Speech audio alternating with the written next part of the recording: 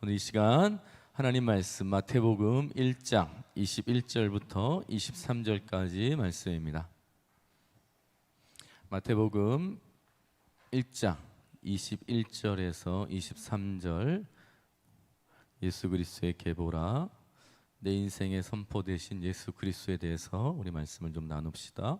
마태복음 1장 21절부터 23절까지 성경 가져온 지체들은 한번 성경을 한번 펴봅시다.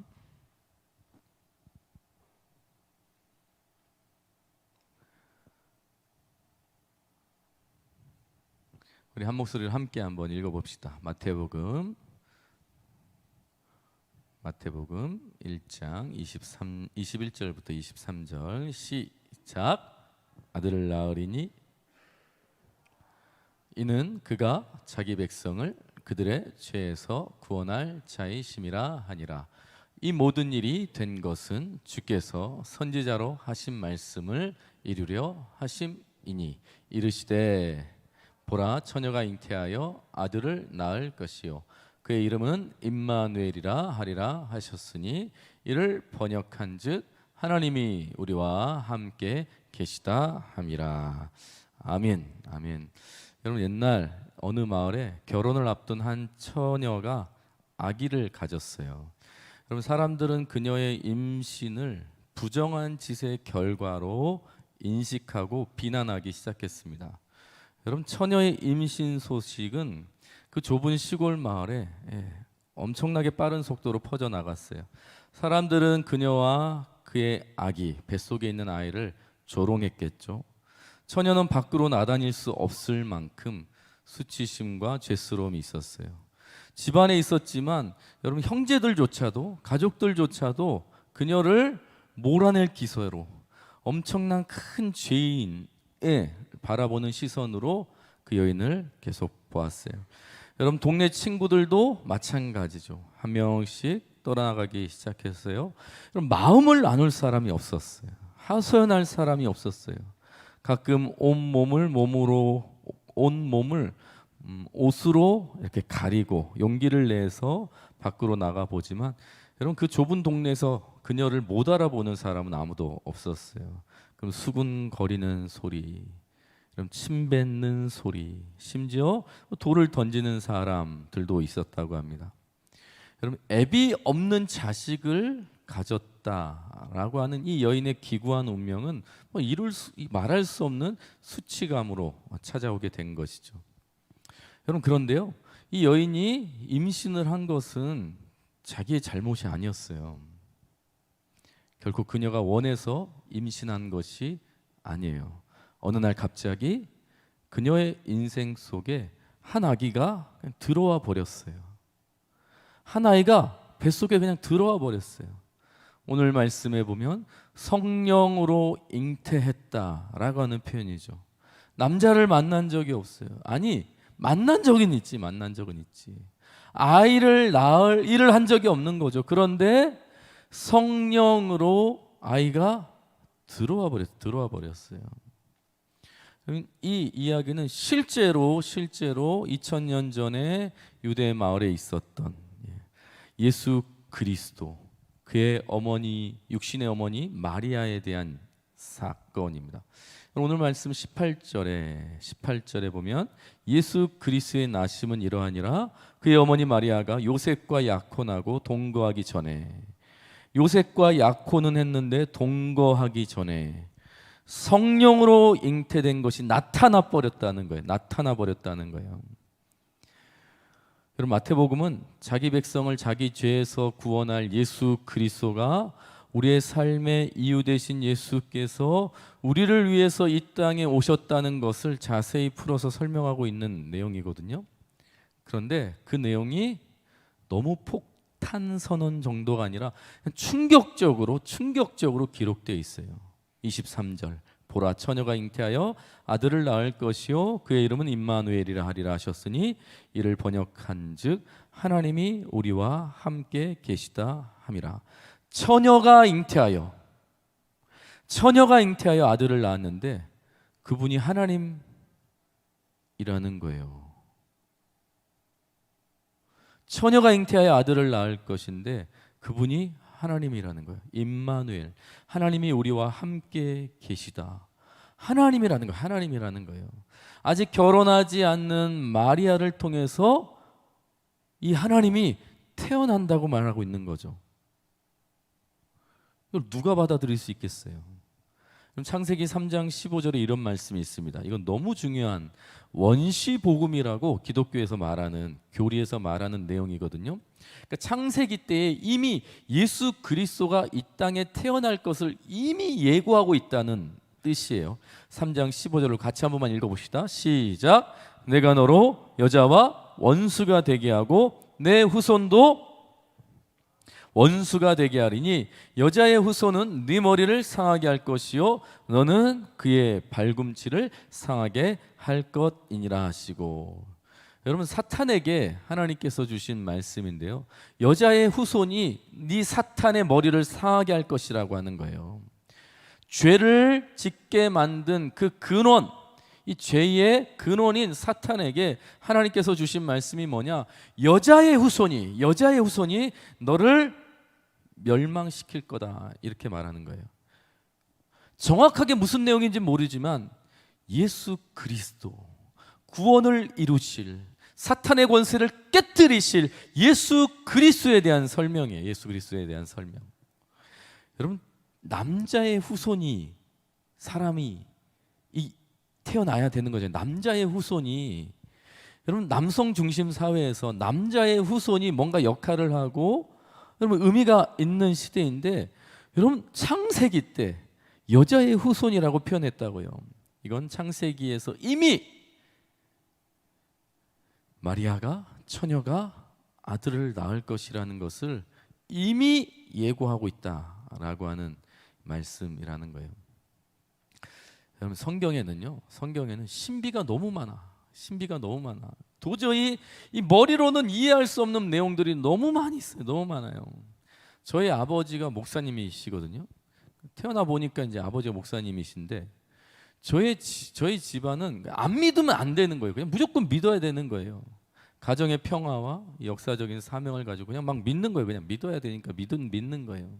제가 티는 안 냈지만 사춘기를 지내는 그 중학교 시절 중딩 때 아버지의 설교가 막 들리기 시작하는 거예요. 그전에는 뭔 소리인지 잘 모르고 그냥 앉아만 있었단 말이에요. 예배를 드려야 되니까 그냥 앉아만 있었는데 어느 날부터 아버지가 무슨 얘기를 하는지 들리는 거예요.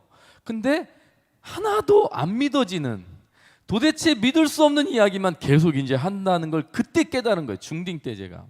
이스라엘 백성들이 출애굽을 했는데 여러분 어떻게 출애굽했다고 말하냐면 홍해 바다가 갈라졌다는 거예요. 홍해 바다가. 이게 너무 맹랑한 이야기를 막 하시고 물고기 2마리, 떡 5개로 5,000명을 먹이고 12광주리가 막 남았다고 정신없는 소리를 막 하시는 거예요. 이 뻥이 어느 정도만 해야 되는데 이게 너무 심한 이야기를 계속하는 거예요. 심지어 나사로 같은 사람 죽었다고 분명히 말했는데 예수님께서 그 죽은 자를 살렸다는 거예요. 이게 사기잖아요, 사기. 약 팔려고 하는 것 같은 느낌이 제가 중학교 때 이미 깨달았어요. 그래서 한 번은 이제 제가 교회를 떠나야겠다라고 생각을 했는데, 저희가 개척교회거든요. 개척교회. 이런 한 그 상가 건물 안에 집이랑 교회가 같이 있는 거예요. 그러니까 이 교회 공간을 통과해야 저희 집이에요. 그러니까 교회를 떠나면 집도 나와야 되는 거야. 근데 중학생이 어딜 나가겠어요. 갈 데가 없어서 제가 버텼다는 거잖아요. 문제는 뭐냐면 저런 얘기를 하고 있는 아버지가 불쌍한 거예요. 여러분 지금처럼 성도들이나 많으면 제가 어떤 군중 심리에 의해서라도 그냥 그 반항을 하지 않았을 것 같아요. 그냥 사람들이 다 아멘 아멘 하고 다 그냥 아버지를 따라주니까. 그런데 대부분 할아버지 할머니들이란 말이에요. 그냥 믿어주는 것 같은 사람들밖에 제 눈에는 보이지 않는 거죠. 그리고 저희 가족들, 불쌍한 저희 가족들, 무슨 죄예요? 그러니까 아버지가 그냥 불쌍해 보이더라고요. 제가 나중에 알았어요. 아주 나중에 알았어요. 성경이라고 하는 것은요, 성경의 정체를 깨달았는데 성경이라고 하는 것은 이미 하나님의 자녀들에게 전해주는 책이라는 것을 제가 나중에 알았어요. 믿는 자에게 주신 책이 성경이라는 것을 제가 나중에 알았다고요.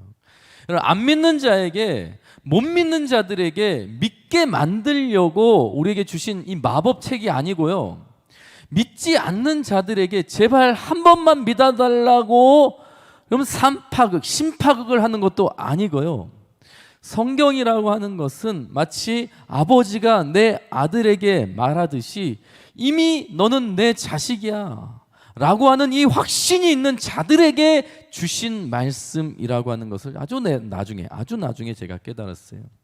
여러분, 이게 왜 중요한지 아세요? 이 사실이 왜 중요한지 아세요? 이게 왜 중요한지 아세요? 믿어지면 제일 좋죠. 믿어지면. 그런데 지금 믿어지지 않으면 큰일 나는 게 아니라는 거예요. 좀 기다리면 반드시 믿어지게 된다는 것입니다. 하나님의 자녀는 반드시 말씀이 믿어지게 되어 있어요. 여러분, 주인의 음성을 양이 듣습니다. 내 주인의 음성이 어떤 음성인지 양이 알아요. 자녀도 마찬가지입니다. 여러분, 수많은 아빠들 있지만 내 아빠 소리 몰라? 내 아버지의 소리를 모른다고? 알아요. 내 아버지와 아저씨가 누군지 구별한다고요. 반드시 자녀는 아버지의 소리를 듣게 되어 있어요. 근데 지금 아닐 수 있는 것뿐이죠. 여러분, 저같이 오해하지 말라는 거예요. 안 믿어지는 걸 힘들어하지 말라는 거예요. 억지로 믿으라는 것도 아니에요. 믿는 척도 하지 마세요. 믿기 어려운 얘기를 하는 저를 불쌍히 여기지도 마시라고요. 여러분, 저는 믿어지니까 이걸 실제로 전하는 것이고, 여러분들도 정말 하나님의 자녀라면 반드시 그때가 임하기 때문에 제가 전하는 거라고요. 오늘 성경이 여러분들에게 예수님의 출생에 대해서 지금 믿어달라고 합니까? 제발 좀 한 번만 믿어달라고 성경을 통해서 여러분들에게 지금 구걸하고 있어요. 예수님께서 마리아의 성령으로 잉태했다고. 근데 남자가 없었다고. 제발 한 번만 이 사실을 믿어달라고 우리에게 그렇게 호소하고 있습니까? 아니에요, 여러분. 성경을 가만 보면 진리의 전달 방식이, 제가 지난번에도 말씀드렸죠. 진리의 전달 방식이 여러분 우리를 이해시키는 방식으로 기록되어 있지 않습니다. 진리 전달 방식이 성경은 아주 독특해요. 첫 번째는 선포합니다. 그냥 선포해버려요. 하나님이 누구신지 그냥 선포해버리는 거예요. 태초에 하나님이 천지를 창조하셨다라고 그냥 선포해버리는 거예요. 어떻게? 왜? 그런 설명을 하지 않고 처음부터 그냥 강력하게 그냥 전해버려요. 선포해버린다고요. 성경은 우리에게 이해해달라고 말하는 게 아니라는 것을 알 수 있어요. 진리를 믿어달라고 구걸하지 않는다는 것을 알 수 있어요. 강요하는 것도 아니라는 것을 알 수 있어요. 너 왜 이걸 못 믿어? 라고 답답해하는 것도 아니라고요. 안 믿고 못 믿으면 그냥 그걸로 괜찮은 거예요. 성경은 절대로 억지로 강제로 호소하지 않는다는 거예요. 성경은 그냥 진리를 선포해버려요. 던져버려요, 여러분한테. 여러분, 오늘 말씀에도 보세요. 21절 보세요. 아들을 낳으리니 이름을 예수라 하라. 이는 그가 자기 백성을 그들의 죄에서 구원할 자이심이라. 이건 그냥 완성형이고 그냥 마침표잖아요. 23절도 마찬가지. 보라, 처녀가 잉태하여 아들을 낳을 것이요. 이게 진짜로 일어날지 너희들이 기대하고, 그리고 좀 이게 사실이기 때문에 너희들 한번 좀 자세히 봐. 이런 설명이 없다고요. 여러분들 이해시키려고 하는 것이라니까 그냥 사실을 사실 그대로 그냥 전해주는 게 성경이라고요. 다 단정이에요. 그리고 명령이라고요. 한 번만 좀 믿어달라. 혹시나 믿어지지 않으면 그런 말이 없어요. 그냥 단정적이에요. 단정적. 선포한다고요. 그래서 여러분, 혹시라도 지금 진솔과 코란 지체들 중에 성경이 안 믿어져요. 여러분, 서두르지 마세요. 조급하지 않아도 돼요. 여러분들의 형제나 여러분들의 부모님이 믿지 않는 것 때문에 불안해하지 마세요. 여러분, 그것 때문에 불편하지 마세요. 진리는 강제로 억지로 되지 않는 거예요. 자녀라면 반드시 언젠간 우리가 말하는 하나님의 때에 반드시 받아들여지게 되어 있어요. 그래서 여러분 성경 앞에서 솔직하시는 게 좋아요. 솔직하시는 게. 못 믿는 것은 열등감도 아니에요. 모르겠다라고 말하는 건 창피한 게 아니라고요. 그건 여러분 그거 문제 아니에요. 심각한 거 아니에요. 여러분 순회에서도 마찬가지예요. 갑자기 한 지체가 나는 사실 예수님을 잘 몰라요. 그러면 막 다 같이 얼음장이 돼가지고 어떻게 해야 되나 막 그런 적 많잖아요. 여러분 그거 당연한 거죠. 당연한 거죠. 내가 믿었으니까 얘도 믿어야 되는 건 그런 법칙은 없어요. 그런 법칙은 없어요. 그냥 그렇구나. 그러면 돼요. 여러분들이 믿게 만들 수 있는 것도 아니라고요. 모르면 모르는 것, 모르는 대로.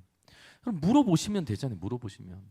또 알면 아는 대로 나눠주면 되잖아요. 절대로 가르치려고 하지 마시고요. 나누시면 돼요. 나누시면. 내가 믿고 있는 진리를 그냥 나눠주면 되는 거예요. 그걸로 충분하다. 성경은 선포하기 때문에 여러분 믿음과 믿지 않음은 여러분 우리가 열등감 또한 뭐 자존심 싸움이 아니라는 거예요. 두 번째, 성경의 독특한 전달 방식을 보면 있는 그대로 기록해요. 그럼 적당히 좀 이걸 좀 포장을 하면 아주 좋겠는데 성경은요 너무 그냥 그대로 기록하는 게 특징이에요. 이스라엘 백성들이 출애굽을 했다. 근데 홍해를 건넜다라고 말한다고요. 갈라져서. 그냥 이렇게 표현하면 좋잖아요. 그냥 갈대숲을 건넜다. 바다가 갈라졌다라고 하는 게 아니라 바닷물이 밀물과 썰물이 일어나가지고 건너갔다. 이렇게 설명하면 금방 이해가 되는 것처럼 들리잖아요. 그리고 쉽잖아요. 근데 성경은 그렇게 말하지 않아요. 홍해가 갈라졌다 말하고요. 심지어 물이 벽처럼 섰다고 말한다고요. 미칠 노릇이지. 그러니까 막 그렇게 기록하니까. 그럼 오병이요. 물고기 2마리와 떡 5개 5,000명이 먹었다. 그게 아니라 그냥 물고기 2마리와 떡 5개였는데 너도 나도 도시락을 내놔서 모두가 함께 먹었더라. 그럼 이렇게 좀 이해하기 쉽게 그리고 이해가 되게 좀 설명하면 좋을 텐데 그렇게 말하지 않는다고요. 있는 그대로 그냥 얘기해 버린다고요. 예수님이 죽었다가 부활하셨다는 거예요. 여러분 예수님께서 극심한 고통 속에서 잠시 기절했다가 깨어나셨다 이렇게 얘기하면 얼마나 쉬워요. 얼마나 그랬구나 하는데 성경은 그렇게 말하지 않아요. 그냥 있는 그대로를 고스란히 우리에게 기록하고 있다는 것입니다. 특별히 유대인들을 배려하지 않는다는 거예요. 여러분 마태복음요 유대인들을 위한 복음서입니다. 아시죠? 마태복음은 유대인들을 위한 복음서라고요. 그러면 최소한 유대인들을 좀 배려하는 게 예의잖아요. 기록하는 사람이. 마태복음의 1차 독자는 유대인들이었다고요. 그러면 유대인들이 어떤 성향을 가지고 있는지 그들의 문화가 어떤지 그들의 상태가 어떤지 좀 배려해가지고 마태복음을 기록해주면 참 좋을 텐데 그렇게 말하잖아요. 여러분 유대인들의 입맛을 전혀 고려하지 않아요. 심지어 얼만큼 고려하지 않냐면 유대인들이 치가 떨릴 만큼 불편하게 기록해요. 16절 마태복음 1장 16절 다시 한번 읽어봅시다. 시작. 야곱은 요셉을 낳았으니 마리아에게서 그리스도라 칭하는 예수가 나시니라. 여러분 유대 사회는 우리나라 유교 사회하고 아주 유사합니다. 조선 시대 아주 비슷한 시대거든요. 남성 중심 사회. 자매들 죄송해요. 여자는 사람 취급을 하지 않았어요. 1명, 2명 이렇게. 여자는 없는 존재였다고요. 그러니까 아브라함의 자손, 다윗의 후손 이렇게만 기록하면 정말 유대인들을 배려하는 거예요. 유대인들이 너무 좋아하는 인물들이잖아요. 아브라함, 다윗. 꼭 그렇지 않아도 요셉에게서 그리스도라고 하는 칭하는 예수가 나시니라. 이 정도만 해도 참 훌륭하죠. 유대인들을 위한 배려죠. 남자로부터 예수가 나셨다. 그런데 유대인들의 치를 떨 만큼 오늘 말씀은 너무나 적나라하게 야곱은 마리아의 남편 요셉을 낳았으니 마리아에게서 그리스도라 칭하는 예수가 나시니라. 마리아에게서 나셨다는 거예요. 23절도 마찬가지죠. 처녀가 잉태하여 아들을 낳았다는 거예요. 유대인들을 쥐꼬리만큼이라도 좀 배려하면 이건 절대 넣으면 안 되는 거죠. 유대인들은 종교심 때문에 율법에 어긋나는, 특히 윤리 같은 거 너무 중요하거든요. 여러분, 절대로 일어나서 안 되는 일 중에 하나가 결혼하지 않은 여자가 임신하는 거예요. 여러분, 그런데 그가 메시아라고 말하는 이 성경이 어떻게 유대인들에게 이해가 되겠어요? 마리아는 돌에 쳐 죽일 여자라고요. 여러분, 예수는 사생아에 불과하다고요. 그런데 그걸 그대로 기록하고 있어. 여러분, 마가복음과 신기한 건 뭐냐면요, 마가복음과 요한복음에는요 예수님의 처녀 출생에 대한 기록이 없습니다. 그러면 마태도 그거 굳이 기록하지 않아도 된다는 거잖아요. 그런데 굳이 기록하고 있는 거예요. 긁어 부스럼을 만드는 거예요. 뜨거운 감자를 주는 거예요. 마태복음이 누구를 위해서 쓰여졌다고요? 1차 독자가 누구라고요? 유대인들이라고요. 근데 유대인들에게 복음을 이해시키기 위해서 유대인들의 문화, 저들의 인식, 저들의 율법 전혀 배려하지 않아요. 그냥 그대로 던져버려요. 왜요? 사실이니까. 여러분, 현대인들을 배려하지 않아요. 현대인들도 배려하지 않아요. 여러분, 과학적인 사고, 우리 청년들 과학적인 사고하고 실용적인 사고하고. 여러분, 현대인들에게 성경은요 사기. 여러분, 원수를 사랑해라. 왼뺨을 치면 오른뺨도 돌려줘라. 여러분, 오리를 가자고 하면 심리도 같이 가져라. 겉옷을 달라 하면 뭐 속옷도 줘라. 안 입겠지만 다 주라는 거예요. 인간적이고 너무 윤리적이고 참 좋잖아요. 약자를 돕고 함께하고 뭐 이런 거 너무 멋지잖아요. 그런데 죽은 사람 살렸다는 거예요. 눈먼 장님을 고쳤다는 거예요. 홍해가 막 갈라졌다는 거예요. 여러분, 이게 너무 이해가 안 되니까 실제로 여러분, 그 기독교 교회사에서 비신화화라고 하는 작업을 한 게 있어요. 비신화화, 이게 뭐냐면 여러분, 성경에 신화적인 요소가 너무 많다는 거예요. 신화적인 요소가. 그러니까 인간적으로 이성적으로 이해되지 않는 장면들이 너무 많으니까 그걸 비신화, 이걸 다 싹 지우겠다라고 하는 그런 신학자들이 실제로 나타났어요. 루돌프 불트만 같은 사람들이 그런 사람이에요. 비신화화. 그래서 복음서에 나타난 예수님의 기적들 다 빼고 아주 윤리적인 거 있잖아요. 도덕적인 거, 우리가 이해하기 쉬운 것들, 실제로 우리가 그리고 그렇게 살아가야 되는 아주 좋은 말씀들, 공자왈 맹자왈 하듯이 그렇게 성경을 읽는 사람들도 실제로 있었다고요. 여러분, 현대인들을 좀 배려한다 그러면 성경에 비신화화하면 되잖아요. 그러면 예수를 믿는데 훨씬 더 도움이 되지 않겠어요? 그런데 왜 있는 그대로 다 집어넣어가지고 왜 우리를 골치 아프게 하는가? 왜 우리의 마음을 불편하게 하는가? 사실이니까, 진리니까. 믿을 수 없는 내용들까지도 있는 그대로 성경은 기록해요. 진리니까. 나 이것 때문에 안 믿겠어요. 여러분, 상관없어요. 성경은 그 말에 아이고야, 그건 좀 지워야겠다, 그러지 않는다고요. 그냥 있는 그대로 그냥 던지는 거예요. 있는 그대로 던지는 거예요. 사실이기 때문에. 그래서 우리가 성경을 이해할 때는 믿음이라고 하는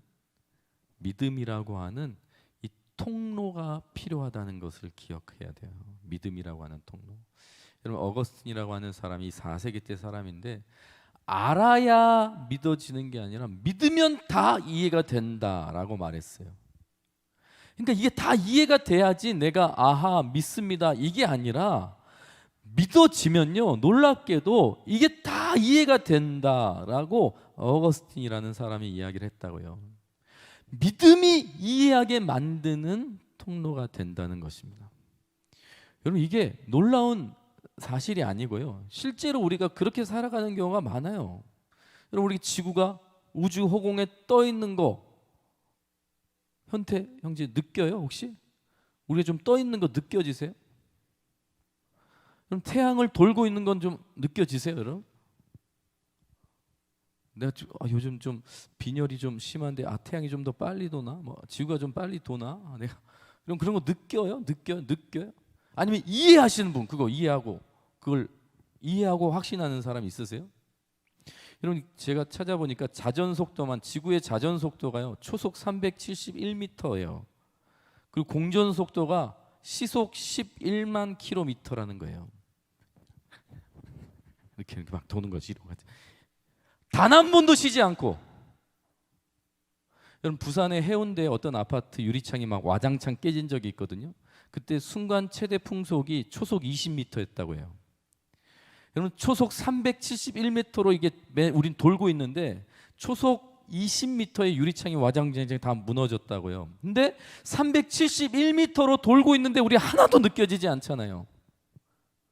지금까지 단 한 번도 멈춘 적도 없고 시끄럽지도 않고 어지럽지도 않아. 어떻게 여러분이 이걸 알고 있어요? 정말 이게 느껴지시는 분 없잖아요. 사실이니까 이해하는 게 아니라 여러분 우리는 그냥 믿음으로 인정하고 사는 거예요. 사실 믿음으로 인정하는 거예요. 믿고 있는 거라고 그냥 우리가 다 이해해서 믿는 게 아니라 믿음으로 그냥 인정하고 사는 거죠. 여러분 5살 아이에게 공전과 자전을 가르치는 부모도 없어요. 그냥 어렸을 때부터 그냥 받아들이고 사는 거죠. 저희 집에 고양이가 있거든요. 저희 집에 고양이를 키우고 있는데 옹순이라는 고양이를 키우고 있는데 제가 어느 순간부터 오빠 왔다 이렇게 얘기를 해요. 옹순이랑. 제가 그 동생으로 둔 적이 한 번도 없는데 저도 모르게 제 가족으로 엮이고 막 살거든요. 그러면 나름 가족인 거잖아요. 굉장히 친밀하잖아요. 근데 가끔 고양이 이제 그 목욕을 시키는 때가 있는데 물을 엄청 싫어해가 그래가지고 막 진짜 막 난리법석을 다 치거든요. 그런데 제가 한 번도 목욕을 해야 되는 당위성을 설명하면서 걔를 씻어준 적이 한 번도 없어요. 그냥 고래고래 소리를 지르고 막 악을 지르고 막 이렇게 다 핥히고 막 그래도 그냥 씻긴다고요. 씻긴다고요. 저희 아버지가 저와 형을 시골 할머니 댁에 이렇게 제가 초등학교 아니 6살인가 5살인가 5살 정도의 시골 할머니 댁에 아버지가 저를 놓고 가면서 한 번도 설명한 적이 없어요. 그냥 이렇게 하라고 했어요. 할머니 말씀 잘 들어라. 형하고 사이좋게 지내라. 이 얘기하고 그냥 떠나버렸다고요. 왜 설명을 안 했을까? 어머니는 왜 돌아가셨으며 재혼을 하셨는데 왜 또 이혼을 하셨으며 아버지가 돈을 벌러 가는데 왜 어디로 가시는 거며 언제 오실 거며 이런 설명을 한 번도 한 적이 없어요. 그냥 할머니 말 잘 들어라. 형하고 사이좋게 지내라. 이게 다였다고요. 여러분 우리보다 크신 하나님께서 여러분 우리에게 설명하지 않는 이유가 뭘 것 같아요?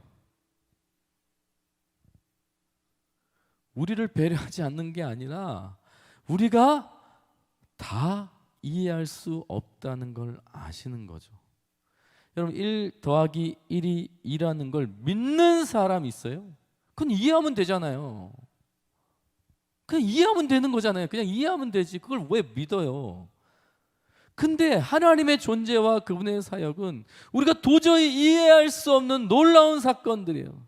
너무나 크신 하나님의 일이라고요. 나를 위해서 사랑하신다는 것은 우리가 도저히 이성으로는 이해할 수 없는 놀라운 사건이에요. 그런데 믿음으로 받아지면 이게 다 이해가 된다니까요. 그럼 제 나이가 46세라고요. 46세. 안 놀리시잖아. 놀래야 되는데. 그럼 제가 동안이란 얘기를 꽤 많이 듣습니다. 현태 형제. 77031415734116 77년생이라고요. 여러분 제가 저분은 46세야. 그게 이해가 되면 괜찮은데 믿어지지 않으면 어떻게 믿어지지 않으면 안 되지. 믿어져야죠. 여러분 그냥 저는 77년생이에요. 여러분 믿지 않든 믿든 그건 상관하지 않아요. 그냥 진리라고요. 진리라고요. 동안이든 뭐 노안이든 그거 상관없어요. 그냥 진리라고요. 근데 이해가 안 돼. 저 사람은 왜 이렇게 동안인 거야? 도대체 이해가 안 돼. 그럼 어떻게 하셔야 돼요? 그냥 믿으면 돼요. 믿으면 돼. 이게 성경이 우리에게 말하는 방식이라는 거예요. 믿음을 통해서 이해할 수 있다는 거예요. 믿음을 통해서 이해할 수 있다는 거예요. 왜요? 사실이니까, 진리니까. 도저히 이성으로 이해가 되지 않을지라도 사실이기 때문에 믿음으로 받아지면 놀랍게 이해가 된다라는 거예요. 왜요? 우리가 하나님의 자녀니까. 하나님의 자녀니까. 하나님의 자녀는 반드시 믿게 되어지고 이해하게 되어져요. 그럼 제가 지금 홍해에 대한 이야기, 뭐 오병이어에 대한 이야기, 그걸 가지고 단 한 번도 헷갈린 적이 없어요. 사람들이, 그리고 특별히 기독교 반대하는 분들이 수많은 논리를 가지고 그걸 공격해도 그것 때문에 제가 흔들린 적이 없어요. 그 사람들이 너무 과학적으로 분석을 하고, 여러분 아니라고, 그건 어리석은 거라고 얘기를 해도 여러분 그게 이제 더 이상 인정되지 않아요. 그 사람들의 말을 믿어지지 않는다고요. 여러분 하나님의 말씀 안에 들어오게 되면, 여러분 믿음 안에 들어오게 되면, 여러분 이건 그 다음부터는 여러분 정말 누가 뭐라 하지 않아 그냥 자연스럽게 다 이해가 된다라고 하는 것입니다. 믿음으로 이해가 되는 거예요. 제가 예수님을 그렇게 만났어요. 제가 예수님을 그렇게 만났어요. 믿음으로 나에게 찾아오신 예수님. 여러분 어떻게 믿게 되었는가? 여러분 어떻게 믿게 되죠? 여러분 어떻게 믿게 되셨어요? 어떻게 예수님을 나의 주님으로 여러분들이 믿게 되셨어요? 몰라요. 어떤 순간 몰라요. 마치 마리아에게 어느 날 갑자기 예수 그리스도께서 뱃속에 그냥 잉태되어 버린 것처럼 내가 모르는 어느 순간에 갑자기 예수님께서 내 안에 그냥 들어와 버리는 거예요. 들어와 버리는 거예요. 그러면 그때부터 인정하고 받아들여지게 된다는 거예요. 주님이 나를 그냥 장악해 버리는 거예요. 나를 붙들어 버리는 거예요.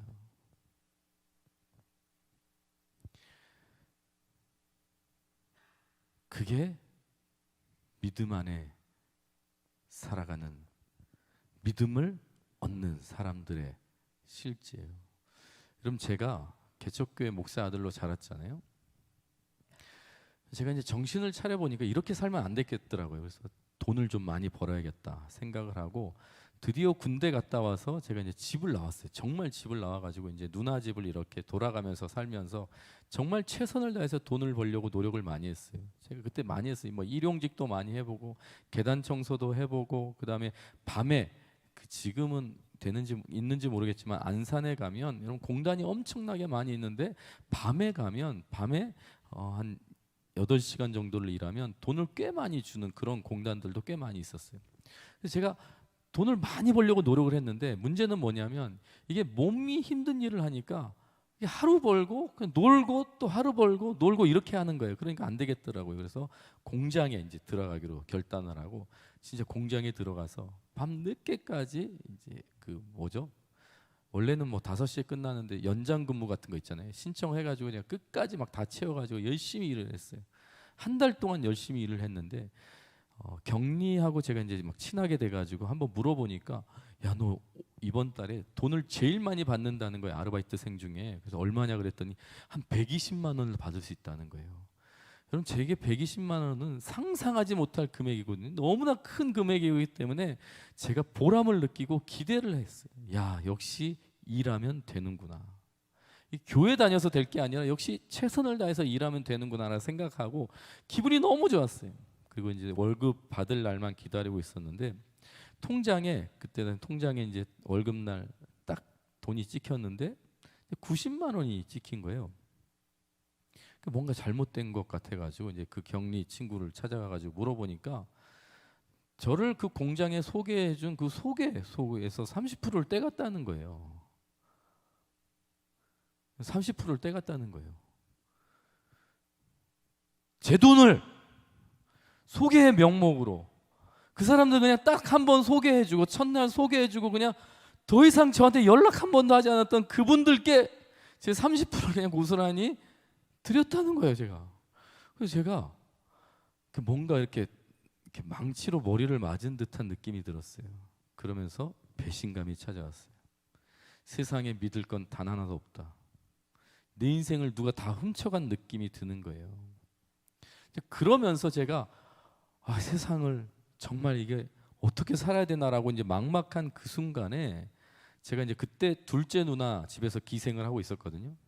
둘째 누나가 제가 막 절망하고 정말 이 세상 더럽다고 막 그렇게 얘기하고 있는 저를 불쌍히 여겨가지고 교회를 가자는 거예요. 교회를 가자는 거예요. 자기 교회를 가자는 거예요. 아버지 교회가 아니라 자기 교회 한 번만 오라는 거예요. 한 번만.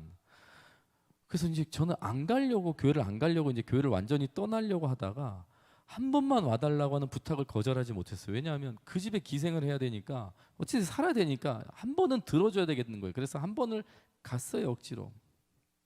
근데 그 간 첫날 목사님께서 그 교회도 개척교회인데 저를 이렇게 맞아주면서 저를 이렇게 안아주는 거예요. 경수 형제 반가워요. 둘째 누나가 이제 제 이름도 얘기해주고 이제 다 이제 뭔가 작업을 했겠죠. 그냥 안아주셨어요. 경수 형제 반가워요. 잘 왔어요. 근데 제가 한동안 떠나 있었고 떠나려고 했고 이제 잊으려고 했던 예수님이라고 하는 그 존재가 갑자기 저를 이렇게 훅 안는 느낌이 들면서 그냥 이런 마음이 들었어요. 형제야 많이 힘들었지. 고생했다. 잘 왔다. 많이 기다렸다. 라고 하는 그 예수님의 마음이 저를 그냥 이렇게 장악해 버렸어요.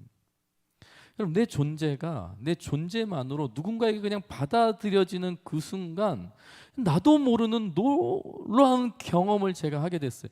여러분 제가 왜 그랬는지 저는 이해가 잘 안 돼요. 그냥 목사님이 아는 거라고 그냥 저를 안았어요. 그런데 그 예수님이 나를 안았다라고 하는 확신이 들 만큼 그 느낌을 지금도 잊을 수 없을 만큼 너무나 분명하게 저를 그냥 안으셨어요. 그러면서 그 순간에 다 이해가 됐어요. 예수님의 말씀이 그냥 다 이해가 됐어요. 그냥 다 받아들여졌어요. 이분은 진짜구나라는 생각이 들었어요. 여러분 기적은 성경에만 있는 것이 아니라 제 인생에도 실제로 일어난 일이라고요. 누가 성경 공부를 자세히 가르쳐주지 않았다고요. 똑똑한 교수님이 그렇게 설명해 준 게 아니에요. 여러분 오랫동안 제가 하나님의 말씀을 들었다고요. 그런데 단 한 번도 제가 믿는다라는 말을 표현한 적이 없었어요. 그런데 어느 날 저도 모르는 그 순간에 제가 믿게 되었어요. 그냥 믿게 되었어요. 그날 이후로 단 한 번도 헷갈리지 않았다니까요. 예수님의 말씀이 그냥 다 받아들여져요. 정말 예수님의 말씀이 그냥 다 받아들여져요. 그냥 무슨 소리를 해도 그냥 다 믿어지는 거예요. 때가 참해. 그게 우리가 믿음 안에 들어가는 하나님의 자녀들의 모습이라는 것입니다. 찬양팀 올라와 주시겠어요? 여러분 초롱이라고 하는 청년이 있어요. 제가 경산에서 만났던 청년인데 이 청년이 얼마나 기특한지 몰라요. 그 친구가 저한테 그러는 거예요. 목사님 제가 지금 교회를 이렇게 열심히 다니고 있는데요. 지금 이렇게 리더까지 하고 있는데요. 저는 사실 제 인생에서 이런 일을 할 줄은 단 한 번도 상상도 해본 적이 없다는 거예요. 그러면서 자기 이야기를 하는 거예요. 어렸을 때부터 자기는 교회는 절대 가지 말아야 될 곳이라는 거예요. 자기는 교회를 제일 경멸했다는 거예요. 교인들만 보면 그냥 혐오감이 그냥 있어가지고 그냥 꼴 보기 싫었대요. 자기 친구 중에 자기를 전도하려고 하는 교회 친구가 한 명 있었는데 아주 가끔씩 전화가 와가지고 이렇게 얘기를 한다는 거예요. 교회 한 번만 가자. 이번 주에 교회 한 번만 가자. 그러면 초롱이가 똑같이 얘기했대요. 너 그런 식으로 또 얘기하면 난 네 끊을 거야. 친구 끊을 거야. 실제로 그래서 끊은 친구가 있대요. 친구들끼리 모여서 이야기하다 보면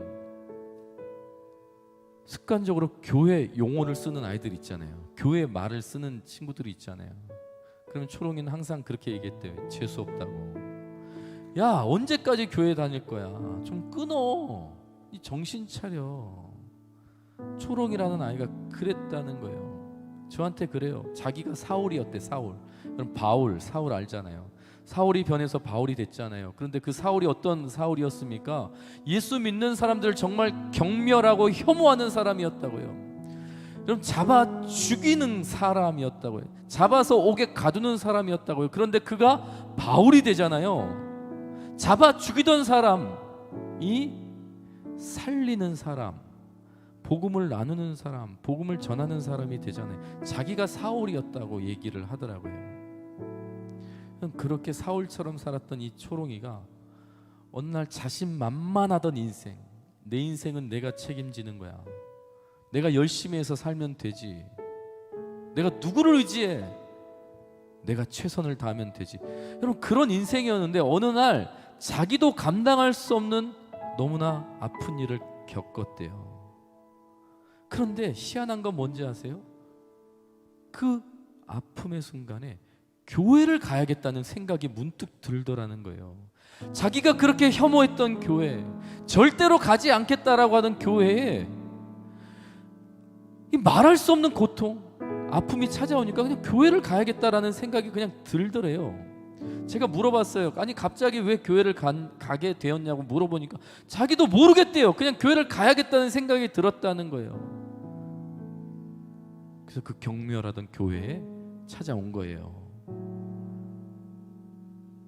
예배 시간이 되어서 찾아왔는데 여러분 맨 뒤에 앉았어요. 그냥 자리에 앉았는데 여러분 그 앉자마자 갑자기 눈물이 그냥 폭포수처럼 눈에서 막 쏟아지더라는 거예요. 자기가 그렇게 경멸하고 혐오하던 그 교회에 자기가 앉았는데 자기도 모르는 눈물이 막 폭포수처럼 쏟아지면서 보이지도 않고 알지도 못한 하나님께 기도하기 시작하더라고요. 뭐라고 기도했는지 아세요? 하나님, 나 이렇게 힘든데 나 좀 한 번만 만나주세요. 나 너무 힘든데 하나님 나 한 번만 만나주세요. 한 번만 만나주세요. 그렇게 기도를 하고 있는 자기 자신이 너무 놀랐대요.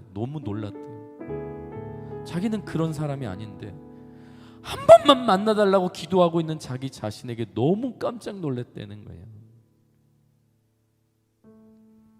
이걸 뭐라고 설명할까요? 보라, 처녀가 잉태하여 아들을 낳을 것이요 그의 이름은 임마누엘이라 하리라. 어느 날 갑자기 하나님께서 우리와 함께 하시는 거예요. 그게 느껴지는 거예요. 하나님이 나와 함께 하고 계시다는 것이 그냥 온몸으로 그냥 깨닫게 되는 거죠. 온몸으로 깨닫게 되는 거죠. 엄정화 씨라고 알잖아요. 엄정화 씨. 요즘은 유명한지는 잘 모르겠지만 하나님을 믿게 되었는데 너무 불확실한, 내가 정말 하나님이 있는가 잘 모르고 교회를 다니다가 그냥 이렇게 기도했대요. 하나님, 잘 모르겠는데 믿게 해주세요. 그렇게 기도하고 성경을 어느 날 폈는데 이사야 43장 1절을 이 말씀이 나왔대요. 야곱아, 너를 창조하신 여호와께서 지금 말씀하시느니라. 이스라엘아, 너를 지으신 이가 말씀하시느니라. 너는 두려워하지 말라. 내가 너를 구속하였고 내가 너를 지명하여 불렀나니 너는 내 것이라. 너는 내 것이라. 너는 내 것이라. 내가 원하지 않고 내가 뜻하지 않고 내가 기대하지 않았는데 여러분, 하나님의 자녀는 반드시 하나님이 내 삶을 붙드시는, 하나님이 나와 함께 하신다는 그 놀라운 확신을 나도 모르게 갖게 되는 거예요. 믿음으로 살게 되는 거죠. 믿어지지 않아도 괜찮아요. 억지로 믿는 거 아닙니다. 그러나 반드시 믿게 된다. 라는 것을 기대하시고 여러분, 기도할 수 있으면 한번 기도해 보세요. 하나님, 아직 잘 모르겠는데 하나님, 나 한 번만 만나주세요. 나 좀 힘든데 나 한 번만 좀 만나주세요. 하나님 없는 것 같은데, 하나님 자꾸 있다고 하는데 도대체 정말 계시면 나 한 번만 만나주세요. 나 한 번만 만나주세요. 이렇게 기도해도 괜찮을 것 같아요. 우리 한번 찬양하면서 기도하는 시간 가졌으면 좋겠습니다. 슬픈 마음 있는 자